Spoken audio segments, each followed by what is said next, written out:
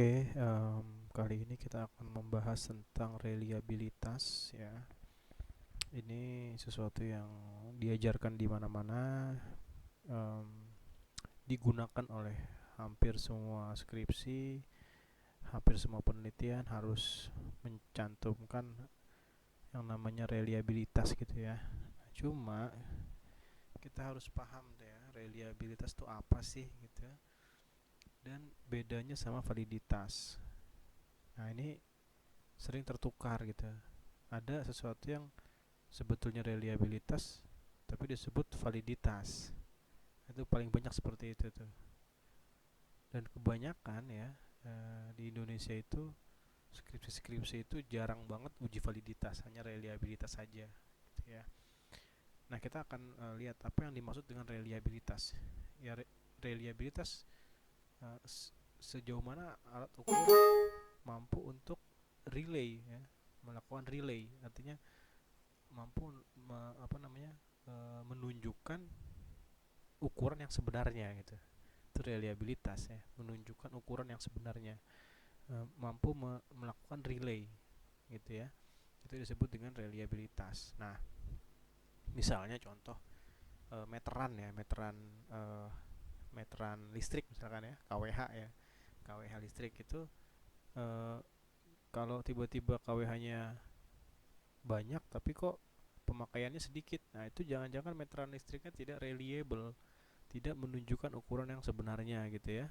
Nah, contoh lain adalah misalnya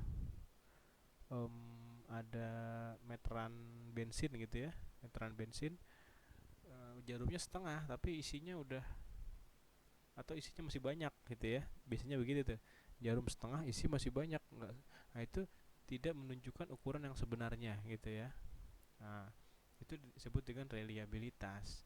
Nah, kalau validitas itu mengukur apa yang ingin diukur gitu ya. Kalau meteran bensin itu kan ingin mengukur tangki bensin ya, tangki bensin dengan cara pelampung. Ya, apa yang diukur sudah betul ya, tangki bensin yang diukur gitu ya. Nah, tapi meterannya ukurannya tidak relay, tidak sama dengan aslinya gitu. Seperti juga timbangan badan ya, timbangan badan kadang-kadang suka suka kelebihan atau kekurangan itu ya. Itu tidak valid atau tidak reliable ya. Tidak reliable, kenapa? Karena tidak menunjukkan ukuran yang sebenarnya. Yang diukur konsep validitasnya mengukur apa yang diukur betul, mengukur berat gitu ya. Cara pengukurannya betul ya, dengan menggunakan berat sebagai beban dan menggerakkan jarum. Secara validitas sudah betul tapi tidak relay ya, ada presisi yang keliru di situ. Nah, itu yang disebut dengan reliabilitas. Nah, dalam alat ukur juga seperti itu gitu ya. Apakah skor itu menunjukkan kenyataan yang ukuran yang sebenarnya, itu reliabilitas gitu. Nah, sekarang kita harus tahu prinsip dari reliabilitas. Ada dua prinsip, yang pertama konsisten, yang kedua stabil. Jadi alat ukur yang relay, yang bisa mengukur, menunjukkan ukuran yang bagus kalau dia konsisten ya, konsisten. Maksudnya apa? Konsisten antar item gitu ya. Dalam psikologi kan ada alat ukur banyak item, satu dan yang lain konsisten.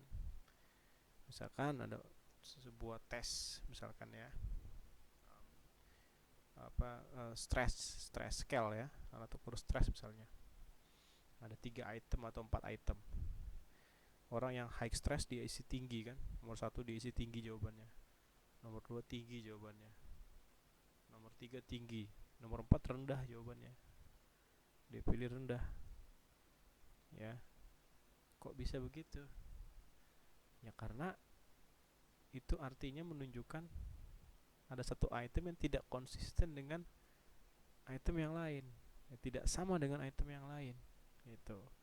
Nah, keberadaan item itu akan mengganggu ukuran, mengganggu kemampuan alat ukur merelay ya, merelay, menggambarkan ukuran yang sebenarnya gara-gara ada item yang tidak konsisten tersebut gitu ya. Nah, itu yang pertama, bahwa Alat ukur itu harus konsisten ya. Nanti kita akan jelaskan tekniknya bagaimana. Cronbach alpha itu apa? Ya Cronbach alpha itu untuk mengukur konsisten, ya kan? Konsisten ke antar item dan sebagainya. Nanti kita lihat contoh-contohnya. Yang kedua, alat ukur mesti stabil. Artinya contoh ya, misalkan kita punya uh, timbangan badan gitu ya, atau termometer lah ya. Termometer saja lah. Kita ukur um, panas kita 36 ya, atau 36. um, Kemudian 1 menit kemudian kita ukur lagi 37 tiba-tiba gitu ya. 1 menit kemudian 34. Nah, ini tidak konsisten. Padahal tidak mungkin orang suhu badannya berubah-ubah dalam waktu yang sangat cepat gitu ya. Nah, alat ukur psikologi juga hendaknya konsisten ya. Artinya kalau sekarang saya mengukur dengan angket, saya ukur diri saya stresnya tinggi, high stress misalkan, maka 1 menit berikutnya tetap high stress gitu, tetap tinggi. Atau negatif affect ya, ketika saya mengalami negatif affect, diukur tinggi negatif affectnya, 1 menit kemudian ya harusnya masih tinggi juga gitu ya, tidak boleh kurang gitu. Nah, tergantung waktunya ya. Negatif affect bisa berubah-ubah ya, 2 hari bisa berubah. Jadi kalau kita mau retest ya, 2 kali tes, dan itu untuk melihat kestabilan ya, jangan variabel-variabel yang berubah-berubah, jangan yang state berubahnya cepat, tapi yang variabel-variabel yang um, sifatnya menetap ya, kayak yang sifatnya trait ya, pribadian ya, misalkan personality ya, misalkan kita bikin alat ukur personality ya, kita bisa ukur 2 minggu kemudian, sebulan kemudian harusnya sama gitu ya. Ya masa personality berubah-ubah, itu kan aneh aja gitu ya. Jadi jangka waktu untuk pengetesan 2 kali itu ya, untuk melihat stabilitas itu tergantung alat ukurnya ya. Kalau alat ukur yang sifatnya state ya, jangan terlalu lama ya, misalkan 1 hari dan sebagainya. Atau kalau bikin tes prestasi ya, bikin soal tes masuk, um, seleksi dan sebagainya ya, jangan terlalu lama gitu ya, karena orang sudah berubah kemampuan kognitifnya ya. Mungkin um, hari pertama dah, besoknya 1 hari aja gitu, 1 minggu dia belajar nanti dia. Jadi 1 hari dites lagi, seharusnya konsisten gitu ya, seharusnya konsisten. Oke, kita akan langsung simulasi menggunakan SPSS untuk melihat item atau skala itu konsisten atau tidak ya. Di sini sudah ada item happiness punya Lyubomirsky, ada 4 item. Satu item nomor 3 kalau nggak salah, apa 4 ya, ini reverse item, sudah dibalik skornya. Nah, kemudian ada hasil tes 1 dan tes 2 gitu ya. Ini untuk lihat tes retest ya, tapi kita akan mulai dulu dengan mencari alpha ya, mencari alpha Cronbach. Semua orang bisa mencari alpha Cronbach, cuma saya akan jelaskan prinsipnya. Oke.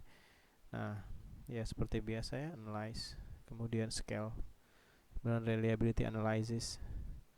4 item ini masukkan ya, masukkan. Nah, ini biar ada itemnya gini, ditulisnya di label ya, di variable views, di label ditulis biar gampang untuk membacanya. Nah, masukkan ke kanan ya, ini nggak usah yang 2 ini. Kemudian statistik, kita centang item, scale, dan ini kita centang continue dan oke. Nah, kita tunggu sebentar. Oke, sudah muncul ya. Di sini ada N103, ada 103 responden, Cronbachnya 0,774. Nah, 0,774 bisa diterima apa tidak, nanti kita lihat teori-teori sebelumnya, literatur seberapa Cronbach alpha itu bagus. Kemudian kita langsung ke sini, corrected item total correlation ya. Nah, ada 4 item. Nomor 1 0,6, nomor 2 0,6, nomor 3 0,7, nomor 4 0,29. Rendah ya nomor 4 ini. Nah, oke, ini sudah ya. Ini correct item total ini adalah konsistensi internal. Konsistensi item terhadap keseluruhan. Ya, keseluruhan item. Ya, bergerak dari 0 sampai 1. Ini 0,6. Mendekati 1 ya. Tapi ya 0,6 ya, tengah-tengah lah ya. Nah, pertanyaannya yang mana yang bisa diterima itemnya? Nah, tapi kita harus tahu bahwa ini kan alat ukur baku ya. Alat ukur sudah baku, sudah diuji, seharusnya tidak boleh kita sembarangan untuk mendrop item gitu, nggak bisa sembarangan. Tapi misalnya kita sedang melakukan uji alat ukur, bikin alat ukur yang baru misalkan, nah kita boleh lah drop item gitu ya. Boleh kita, karena kita alat ukur kita sendiri ya. Tapi ini Lyubomirsky sudah uji alat ukur ini, kita nggak tahu berapa ribu orang, kemudian kita drop nomor 4 dengan responden cuma 100. Apa itu masuk akal? Kan nggak juga ya. Oke, tapi kalau kita bikin alat ukur yang baru, maka kita perlu uji dengan melihat koefisien item total correlation minimal berapa. Nah, sekarang kita ke alpha dulu, alpha Cronbach 0,7 ini bisa diterima apa enggak? Kita lihat. Saya sudah rangkum ya alpha Cronbach itu. Ada yang mengatakan 0,7 ya bisa diterima. Di bawah 0,7 ya berarti nggak bisa ya. Ada yang mengatakan kalau merupakan academic test atau performance test, maka 0,6 sampai 0,8 ya. Kalau itu adalah academic test, alfanya sebesar ini bisa diterima. Yang menarik, kok nggak tu 0,95 atau tu 1, kok 0,8? Nanti saya jelaskan kenapa. Nah, ini penjelasan di bawah ya. Kenapa nggak sampai 0,9 atau 0,98? Kenapa? Strainer mengatakan ya maksimum itu 0,9. Kenapa? Di atas 0,9 dicurigai itemnya overlap, itemnya sama saja gitu. Itemnya itu tidak jauh berbeda, terlalu sama. Nah, itulah gampangnya. Item terlalu sama. Item terlalu sama menyebabkan alpha itu menjadi sangat tinggi. Istilahnya apa? Boros ya, boros item. Kayak kita pengen bikin alat ukur depresi ya. Nomor 1, saya mudah bersedih. Nomor 2, saya sering bersedih. Nomor 3, saya menyendiri untuk bersedih. Nah, kayak gitu tuh. Sama semua tuh. Yakin itu 0,9 bagus, 0,98. Maka standar mengatakan tidak boleh lebih dari 0,9. Gitu ya. Tidak boleh lebih dari 0,9. Tapi ini jarang yang tahu nih. Orang taunya di atas 0,6, 0,7 terima. Tapi ternyata terlalu banyak pun dianggap apa namanya overlap ya. Apa istilahnya tuh boros ya, boros gitu ya. Saling tumpang tindih gitu ya. Nah, itemnya sama jangan-jangan. Kemudian Nunali ini mengatakan bahwa kalau itu merupakan alat ukur yang early stage ya, baru pengembangan ya, baru mulai pengembangan, misalkan baru try out lah atau baru mulai bikin item terus jelek dapat 0,5 apa 0,6 ya masih bisa diterima ya, kalau baru permulaan. Tapi kalau sudah mendasar, udah basic ya setidaknya 0,8 ya, 0,8.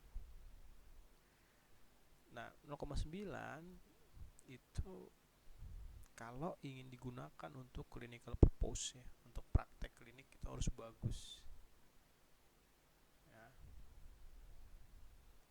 Tapi kata si Steiner ini ya 0,9 dicurigai dia overlap gitu. Tapi bagaimanapun yang kita coba ini 0,7 bagus ya, bisa diterima ya. Banyak teori ya mengatakan seperti itu. Oke, sekarang kita lihat uh, per itemnya. Per itemnya ya.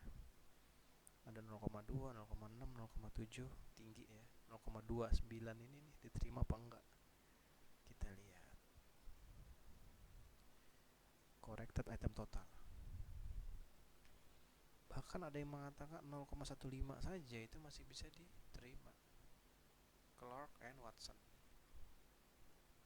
masih bisa diterima ya. Jadi kalau ada alat ukurnya rendah, silakan cari nih literaturnya nih, Clark and Watson gitu ya.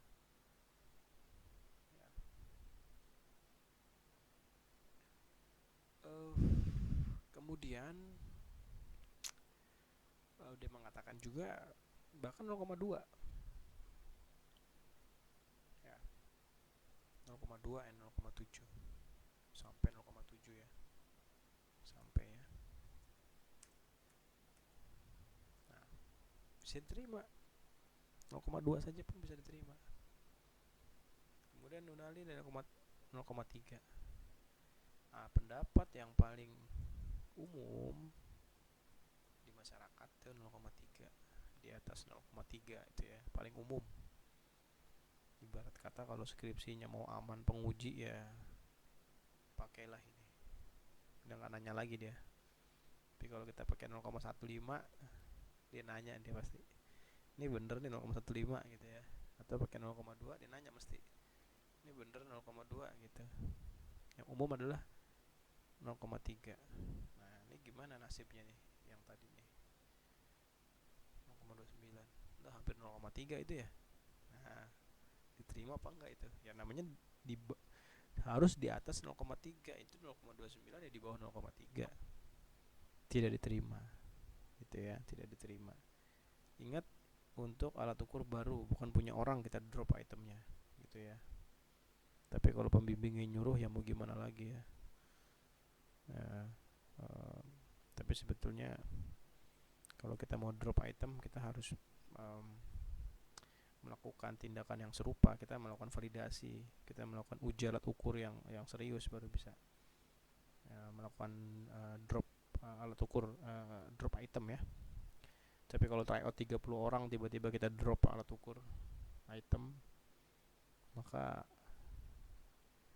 tidak seimbang gitu ya, seperti itu. Oke, tapi kalau kita drop nomor 4 dia akan naik nih alfanya menjadi 0,8 ya. Nah itu kenapa? Karena yang tidak konsisten dihilangkan sehingga menjadi semakin konsisten. Oke, nah itulah prinsip konsistensi ya, baik item maupun keseluruhan. Sekarang prinsip yang kedua, prinsip stabil. Stabil ya, apakah alat ukur itu stabil? Ini perlu diperhatikan, dikonsultasikan dan dipahami dengan baik. Alat ukurnya itu berubah-ubah apa tidak, permanen apa tidak, menetap apa tidak ya. Kalau dia berubah-berubah maka harus segera dites kedua, tes retestnya harus cepat itu. Tapi kalau alat ukurnya cenderung menetap, maka kita bisa kasih waktu 1 hari dan sebagainya ya, untuk menunjukkan alat ukur ini konsisten. Seperti itu. Variabel-variabel yang diklaim sebagai variabel yang menetap, misalkan intelligence ya. Intelligence kan ada 2 ya, ada crystallized intelligence, ada fluid intelligence ya. Nah kalau pakai teorinya crystallized intelligence, itu klaimnya adalah kecerdasan crystallized, mengkristal, dia tidak banyak berubah ya. Seharusnya tahun depan juga nggak berbeda dia gitu ya, tergantung teori atau literatur tentang variabel tersebut.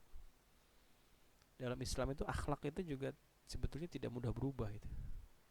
Orang nggak mungkin dalam sehari tiba-tiba jadi pembohong gitu kan, atau koruptor tiba-tiba jadi jujur, atau orang jujur tiba-tiba jadi pembohong. Nah itu dalam Islam akhlak juga agak cenderung menetap fin nafsir rasikhah ya, fin nafsir rasikhah, uh, uh, sifat yang di dalam jiwa yang sifatnya menancap, akhlak itu ya. Jadi akhlak itu kita bisa gunakan waktu beberapa lama untuk retest, tes retest. Nah, prinsipnya adalah tes retest itu seberapa konsisten, bukan konsisten yang tadi ya, seberapa stabil tes pertama dan tes kedua. Ini kan sama ya, 49 dan 49, 42 42, ini kan sama nih, 35 35, 28 35. Beda nih gimana sih? Nah, ya ada yang beda lah ya, namanya juga orang, namanya juga alat ukur psikologi, bedanya sama alat ukur fisik. Kalau kamu punya termometer, kamu tes retest, kemudian suhunya nggak stabil, kamu bisa buang tuh alat ukur. Tapi kalau alat ukur psikologi gimana? Dia memang ya kemungkinan untuk error tinggi gitu. Tapi kalau mesin termometer, timbangan itu kalau dia tidak stabil merusak dia gitu ya. Tapi alat ukur psikologi kok bisa satu yang si A stabil, si B tidak stabil gitu ya. Nah, ini errornya mesti kita perhatikan gitu. Mesti dihitung. Nah, ini satu cara, ada banyak cara sebetulnya. Salah satu cara untuk melihat apakah stabil tes pertama dan tes kedua. Caranya dengan dikorelasikan antara tes pertama dan tes kedua. Ya. Kita correlate pakai Pearson ya, pakai Pearson karena datanya interval ya. Setidaknya interval ya, bergerak dari angka sekian ke sekian. Interval tes 1 dan tes 2 kita korelasikan Pearson. Oke. Nah, kita lihat outputnya 0,719. 0,719. Pertanyaannya apakah diterima? 0,719. Jangan lihat signifikannya. Ini bukan uji korelasi dua variabel. Ini tes retest. Harapannya tuh tidak berubah. Bukan harapannya ada hubungan, bukan. Harapannya tidak berubah. Gitu ya. Nah, harusnya tinggi skornya. 0,7 tinggi. Ya, nah, kita lihat. Diterima nggak 0,719? Kita lihat tes retest. Nah, Iva dan kawan-kawannya. Di bawah 0,7 non adequate, tidak mencukupi. Di atas 0,7 adequate, mencukupi. Ini ada papernya saya punya nih. Ini kalau nggak salah. Nah, ini nih. Ya. Ini papernya nih. Ya. Ada yang non adequate. Adequate dianggap cukup di atas 0,7, berarti tes retest kita adequate ya, cukupi gitu ya menurut Paiva ini ya. Kenapa saya ambil teorinya dia? Karena dia ini sudah meneliti berbagai macam penelitian yang ada tes retestnya, dikumpulin sama dia tuh, di review sama dia. Maka saya bilang saya bisa pakai pendapatnya 0,7 ya. Ya dia kumpulin banyak banget ya. Lihat ada berapa dia tuh ya. Lumayan ya tuh, penelitian-penelitian yang ada tes retestnya dikumpulin sama dia, dianalisis, meta analisis atau critical analysis ya. Oke, berarti diterima. McDowell ya. McDowell, namanya bagus nih, Dowell. Nah, McDowell mengatakan kalau di bawah 0,4 poor, payah ya. 0,4, 0,59 moderate, 0,6 good, 0,75 excellent. Excellent ya, ini menurut McDowell ya. Ini ada apa? Ada reference-nya nih. Ya. Oke.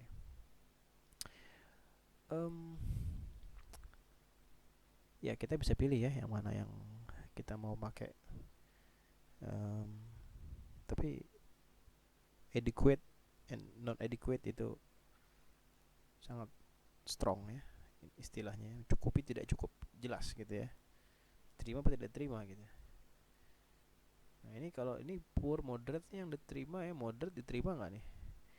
Kalau menurut saya untuk prinsip stabilitas yang harusnya tidak berubah, maka setidaknya good ya, yang bisa diterima ya, setidaknya setidaknya ya, yang bisa diterima ini ya, karena prinsipnya adalah tidak berubah orang itu, ya kan, harusnya 100%. Dia isi setuju ya nanti setuju lagi, seharusnya tidak berubah. Kalau berubah berarti nggak konsisten, nggak stabil ya, nggak stabil. Nah itulah tes retest ya, tes retest. Nah itulah namanya reliabilitas, reliabilitas ya. Validitas nanti kita akan bahas validitas. Ini adalah reliabilitas, sejauh mana item itu stabil, digunakan berkali-kali tidak berubah, gitu ya.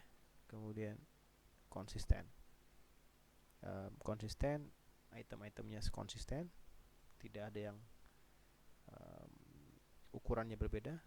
Si apa si A apa item satu bagus, item 2 jawabannya bagus tinggi, item 4 jawabannya rendah kayak tadi tuh. Itu tidak konsisten tuh. Nih, saya mau uh, jelaskan lagi nih tentang konsisten ya. Item yang tidak konsisten tadi tuh, yang nomor 4 yang 0,29. Kita lihat pola jawaban orang kayak gimana. 7 kan tinggi. Tinggi, tinggi, 3 dia jawab. Tidak stabil, tidak konsisten. Ya, ini konsisten. 5 5 5 3 4. Ya, masih konsisten. Ya, 4 4 5 masih konsisten. Nah, 6 6 4 3. Ya kan? 6 6 6 4. 5 5 5 3. 6 4 6 3. Dia enggak agak cenderung rendah orang jawabnya ya. Agak cenderung rendah. Betul nggak tuh kayak gitu? Kita bisa lihat di minnya ya, ada min sini. Nah, nih min 49, 4,7, 4,6, 4,4 ya, agak cenderung rendah orang menjawab pertanyaan ini ya. Nah itulah ya tentang reliabilitas. Assalamualaikum warahmatullahi wabarakatuh.